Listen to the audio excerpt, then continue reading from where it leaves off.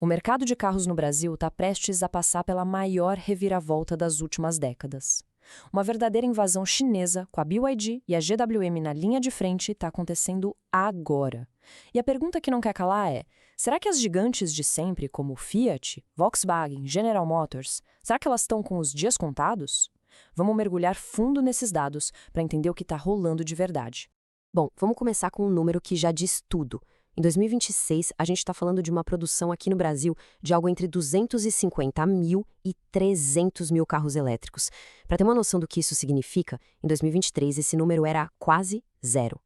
É uma mudança gigantesca que transforma o país de um simples importador para um polo de produção, e tudo isso numa velocidade impressionante. É de se perguntar, né? Como é que uma mudança dessas acontece tão de repente? Não é por acaso, com certeza. Então, o que foi o estopim para essa virada tão rápida e tão forte na nossa indústria? A resposta está numa combinação de incentivo do governo com um novo desejo do consumidor. E isso nos leva à nossa primeira parte, a Revolução de 2026. E olha, não é só mais um ano no calendário da indústria, não. É o ponto de partida para uma nova era da mobilidade elétrica no Brasil, uma era movida pela produção local.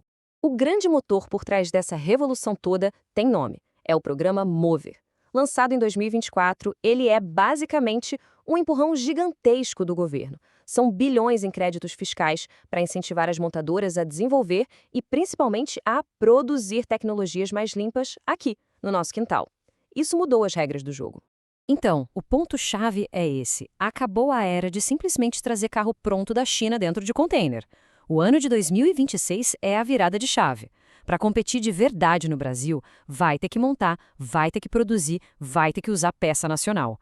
A briga agora é no chão de fábrica brasileiro. Mas antes da gente olhar para o futuro, vale a pena entender o passado. Por muito, muito tempo, o mercado brasileiro foi um território com donos bem definidos, dominado por um grupinho de gigantes. Vamos ver como esse cenário se formou. Por décadas, lá nos anos 80, 90, comecinho dos anos 2000, Fiat, Ford, GM e Volkswagen não só lideravam, elas espreitavam o mercado. Esse domínio todo foi construído com base em políticas que dificultavam a entrada de concorrentes, o que permitiu que elas criassem um verdadeiro império baseado na confiança e num conhecimento profundo de quem compra carro por aqui. Essas empresas se apoiavam em 4 pilares muito fortes. Primeiro, uma lealdade à marca que passava de pai para filho. Segundo, uma rede de concessionárias que está em cada canto do país. Terceiro, fábricas gigantescas já instaladas. E, claro, o domínio total da tecnologia de motor a combustão, que foi o padrão por um século. E aí, tudo mudou. A nova onda não veio da Europa nem dos Estados Unidos. Veio da China. A BYD e a GWM não chegaram aqui só para competir. Elas chegaram para reescrever as regras do jogo. A estratégia delas é cristalina, é quase um manual. Passo 1, instalar fábricas em pontos estratégicos. Com isso, elas fogem das tarifas de importação que são altíssimas. O passo seguinte é usar cada vez mais peças locais para baratear o custo, aproveitando a tecnologia de bateria que elas já dominam. E o objetivo final é inundar o mercado com carros elétricos e híbridos feitos no Brasil.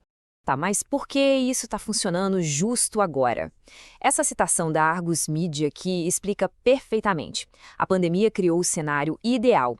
Os carros tradicionais ficaram caríssimos e as marcas chinesas apareceram oferecendo exatamente o que o mercado queria: tecnologia, um visual moderno e, o principal, um preço que cabe no bolso. É claro que a velha guarda não ia ficar só assistindo a tudo isso de braços cruzados, né? A reação já está sendo organizada e envolve bilhões em investimento. Vamos ver como as gigantes tradicionais estão se armando para o contra-ataque. Cada uma está seguindo um caminho. A Volkswagen está botando muita grana em parcerias para acelerar sua tecnologia. A GM está indo com mais calma, querendo ter certeza de que cada lançamento vai dar lucro. Já a Stellantis, que é dona da Fiat e da Jeep, está apostando numa solução bem brasileira: o carro híbrido que também usa etanol. Mas o ponto comum entre todas elas é um só: acelerar a produção local. E aí a gente chega no ponto alto dessa história toda. Temos 2 exércitos se preparando para a grande batalha de 2026. De um lado, as desafiantes chinesas. Do outro, as gigantes tradicionais. Quem leva melhor nessa disputa? O confronto se resume a isso aqui. As marcas chinesas apostam na agilidade, na tecnologia de bateria de ponta que barateia o produto e em preços muito agressivos. Já as marcas tradicionais contam com a força do nome que construíram, com sua rede de vendas gigante e com a capacidade de produzir em massa que elas já têm. São forças bem diferentes em rota de colisão. E as projeções para 2026 mostram o tamanho do impacto. Dá uma olhada nesse gráfico. A barra das marcas chinesas deve pegar para si quase metade de todas as vendas de carros elétricos no Brasil. Isso quer dizer que as marcas de sempre vão ter que brigar com unhas e dentes pela outra metade. É uma redivisão completa do bolo. Então, voltando à nossa pergunta lá do começo, as tradicionais vão falir?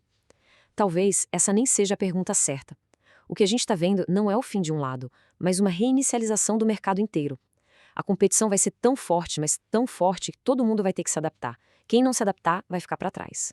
E no meio dessa guerra toda de montadoras, tem um grande beneficiado: quem compra o carro.